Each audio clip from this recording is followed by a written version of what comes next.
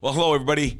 Welcome again to our Start or Sit podcast here, going into week 5 of the NFL. Can you believe it, Dr. Hawkins? Week 5. It's been going pretty fast, don't you think? Yeah. It's very exciting when things get going. And, next thing you know, we're almost like a third of the way through the season. Yeah, I hope all you fantasy football players out there are doing well and having a good time. I mean, what I've noticed in the league so far, it's pretty tight. I mean, there's only a couple teams out in front. But, these injuries, my gosh, this game is amazing. I mean, the speed, the power, the explosiveness. We see injuries every week. And that's what we do on this podcast is we're going to talk about the previous week's injuries or the injuries from the previous games and talk about players that may sit or need to sit because of an injury or are ready to return and start. So let's get started. I mean, this is a big one. Indianapolis Colts. Boy, Javonte Taylor, he's an Iron Man. I watched this guy on Hard Knocks, that preseason training camp. They covered Indianapolis Colts. This guy's a running back. I mean, he's amazing. But here he has this ankle injury. Let's talk about Javonte Taylor, running back, Indianapolis Colts. Yeah, I think you've pointed out probably the most important thing about him is that he has really been an Iron Man. He has generally not missed any time through his career so far. The unfortunate thing is he's coming on a short week. They're playing Thursday this week. So he has the good news is he had some imaging done and he injured his right ankle. It looks like it's just a standard ankle sprain. So essentially they just put him in a boot. He has been full weight bearing in that boot, so that's a good sign as well. But they've been keeping him completely out of practice. So he's been doing exactly what physical therapists are focused on, which is getting the swelling down, working on his range of motion, and allowing that tissue to heal by keeping him in the boot outside of his treatment sessions. I guess the big question is going to be, is he going to be effective? I think he's probably going to get wrapped up, and they will probably run him through his pregame workout. But unfortunately, I think he will probably be somebody I would sit this week because I don't think he's going to be super effective. And I think that they're going to rely on his backups because it's a short week. Yeah, I would agree with you. I can't see him coming back with a short week, having an ankle sprain. Again, let's talk about these sprains. I think it's important for our listeners. As an orthopedic surgeon, sports medicine specialist, a lot of times what you're going to do is you're going to grade these sprains based on what you see when on exam. So would you assume, sometimes we look at a grade 1, grade 2, grade 3. If the x-rays came back negative, would you assume this is probably a grade 1 to 2, something in that area? Yeah, I think the fact that they're allowing him to walk on it in the boot tells us it's a grade 1 or grade 2. So you kind of think of the ankle like a circle. Usually when you twist it, you hurt the outside of the ankle first. So that's sort of like if it's just the outside, you're sort of dealing with a little bit of a grade 1. As that injury starts to progress around that circle, working from the outside to the back to the inside, you get into grade 2, grade 3. So I would agree, Shannon, between a grade 1 and a grade 2. And what's important, especially particularly with a running back, for our listeners out there, these ankle sprains, not only are you, stretching or damaging connective tissue, which is really important for stability, you are also impairing or disrupting what we call proprioception. And for a running back, proprioception means that they have to sense when their ankle plants, twist, turn, and that causes those muscles to fire. So that proprioception is that neurological feedback. When those ligaments are stretched, sometimes that proprioception is a little bit impaired, and that takes time to kind of rehab too. So you're looking at biology here, and probably 2 or 3 weeks, maybe something like that, potentially. Yeah, I think he's kind of one of those guys that, physiologically, he may be a little bit of a Superman. Yeah, I think no doubt. He'll probably sit. Yeah, he'll probably sit this week, and I'm thinking, next week because they've got a long break. I think he'll probably give it a go in 2 weeks. Good. Let's talk about wide receiver, Buffalo Bills, Jamison Crowder. Boy, ankle fracture. The Bills are on fire. Man, I'd like to have a quarterback like Josh Allen thrown to me. But this is a receiver, and he has an ankle fracture. And, boy, depending on the fracture, could be a little while. What do you think? Yeah, the good news about this is we're not hearing anything about surgery at this point. So, again, when they toss out that ankle fracture issue, they did put him on injured reserve, so he will definitely be a sit this week. that means he's got to be out at least 4 weeks. And again, we haven't heard anything about going to surgery yet. So this may be a situation where it's a non-displaced fracture, or perhaps it's just a little bit of a, something that they're hoping that will heal on its own. But he's going to be, since he's on IR, he'll be out a minimum of 4 weeks. And exactly like you mentioned, the running back needs so much control of their ankle to kind of have their lateral motion. So, even if he's out for 4 or 5 or 6 weeks, I think he's going to be a tough one to come back explosive and be able to do the things that he would normally do as a wide receiver. Yeah, I mean, like you said, depending on the fracture. I mean, good news is, like you mentioned, he's not undergone surgery, or he's not scheduled for surgery, but this is one of those things, again, takes time. So at least 4 weeks out. So if he's on your team, probably plan on him being out 4, possibly 6 weeks, like Dr. Hawkins just mentioned. This is a tough one here too. We see this often in injuries. These are a lot of times non-contact type injuries. This is Javonte Williams, Denver Broncos running back. Boy, Sunday's game, loss to the Raiders here, ACL tear. Yeah, and it's such an unfortunate thing. He's a very promising rookie.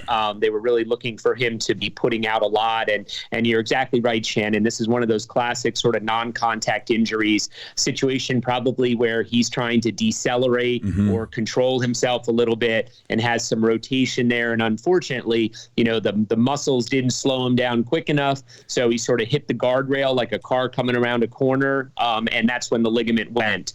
So he obviously will not be playing this week, and you're typically looking, when you're looking right now at the running backs coming back, it's usually a 9 to 12 month process. We're just seeing J.K. Dobbins for the Baltimore Ravens coming back now at about a year out from his ACL tear last year. So, unfortunately for a rookie, that's a bad hit for him, and he's going to need a lot of recovery time after surgery and some excellent physical therapists working with him to get him better. Tell me, in today's world, the advancements in ACL surgery, my gosh, when I first started as a physical therapist 32 plus years ago, these people were in long leg cast for seems like 4 months. A huge incision. It was a big surgery. And in today's world, these are, 2-hour procedures in the OR, and the rehab process is biology. Again, that ligament has to engraft.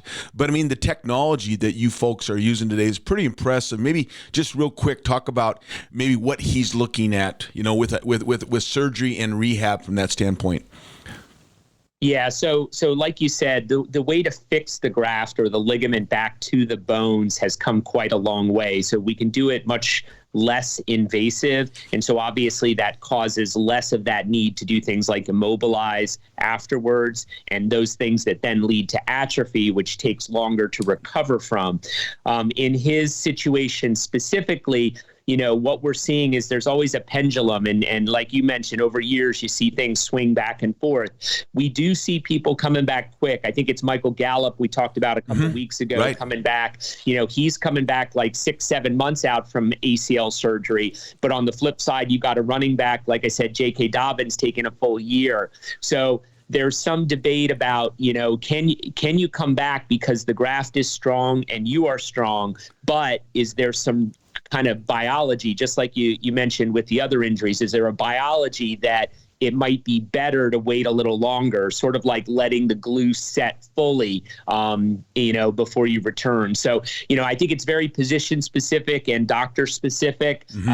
But generally, the day-to-day people like you and I, this surgery really has become a super quick recovery and everything else when we're not worried about getting chased by 300-pound guys. Yeah, good point. And thank gosh for that, right? Here's the deal. In these athletes, is this, when they do the graft, I'm just curious what your thoughts are here. Are they going to do a bone, tendon, bone? Are they going to take a hamstring with these athletes just because? What's the philosophy on that? Do they really need that hamstring tendon, or is it better? Do you have any idea or any thoughts on that? Yeah, I think again, a lot of times that's doctor specific. Right. I've become very fond of telling patients, listen, whoever you see, your doctor's usually pretty comfortable with their graft choice.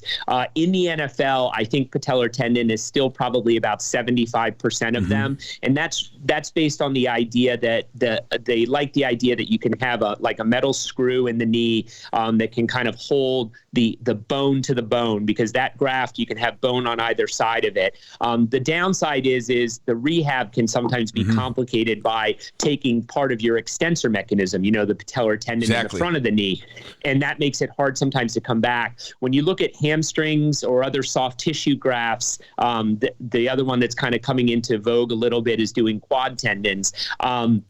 In those situations, you can kind of potentially obviate some of those other issues, but sometimes for certain sports, the hamstring can be important to decelerate the knee. Right. You're only nowadays taking one of those tendons when you do hamstrings most of the time, where in the past you used to take two. So that's made the recovery a little bit better as well. So generally, all of them work pretty well. Most of the NFL docs have been doing it for a number of years, and most of them trained and learned patellar tendons. So generally, that's their go-to. Yeah, and just having that better anchor with that tendon bone graft and being able to put that screw in there probably allows you to be pretty secure in progressing the rehab. So, I mean, just the advancements are amazing in today's world of orthopedic surgery, sports medicine, and getting these high caliber athletes back to the field. I mean, based on just the 32 years again what I've seen, it's just been fantastic. Here's one that just takes time. This is just biology. Jahan Dotson, wide receiver, Washington Commanders. I mean, again, these are graded 1 through 3, depending on the severity and the presentation. But what do you think here? Yeah, I think the good news for him is I think this is really a grade 1 injury. He's having he's another rookie. He's from my neck of the woods. We talked about Saquon last year being from where I'm from in Pennsylvania. Jahan went to a school called Nazareth. It was right up the road. I've known him since he was a young kid, great kid before he went to Penn State. And Go ahead. Sorry. The bottom line, no worries. Bottom line on him is, I think they know how well he's been doing. He's been a big surprise for them, and so they're just going to sit him for 1 to 2 weeks to let this hamstring recover. This does not appear to be, a higher grade injury that's going to be an issue. I think they're being proactive in restricting him and hopefully not impacting his career. Yeah, again, it's early in the season, week 5, and, we've talked about this before. These soft tissue injuries, these hamstring, quad tears, even groin injuries. I mean, you got to let these things heal because this is one of those injuries that can linger. You don't want this athlete to go out too soon and then re-injure that or re-aggravate that. That just slows them down, backs them up. So, I mean, it is a biological process. But so he's out, you think, 1 to 2 weeks potentially? Yeah, I think so. And obviously their team's not amazing. And so it's one of those situations. I don't think they're, obviously we're only 5 games in, but I think they already know that their playoff chances are probably not great. So, I think they expect this kid's going to have an outstanding long-term career with them. And so they're going to hopefully pay attention to that moving forward. Yeah, that's a good point. That's a really good point you mentioned there. As a sports medicine doc, you have to look at not just the present, but the future for these athletes. And that's a decision process that goes into this rehab and intervention and what you're going to do for treatment is the future. These are high caliber athletes, and I mean they're performers. So that's a good point you make there.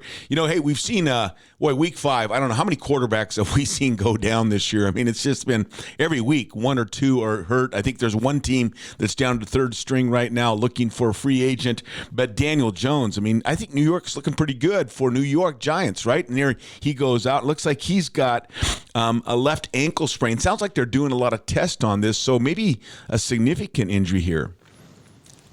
Yeah. They've been kind of hush-hush about it. They definitely, like you said, they've been looking for filling in gaps behind him. I think they have two guys coming into camp. I think I heard Jake Fromm's name was coming into camp and some guys that you haven't heard in a while to potentially back up. And that's complicated by the fact that Tyrod Taylor, who came in, got a concussion afterwards. So Jones actually did come back in the game and play.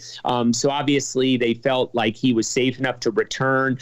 He is a running quarterback. And so I think the testing is because they're trying to be overly cautious. I think he's going to play. I think they'll tape him up. Don't expect that he's going to have, I think, what did he have last week? Like 3 rushing touchdowns or something like that. I think so. I think you're right. Yeah. He's mobile. Yeah. Yeah, so I think he may play, but he's going to play like Matt Ryan, for the Colts now.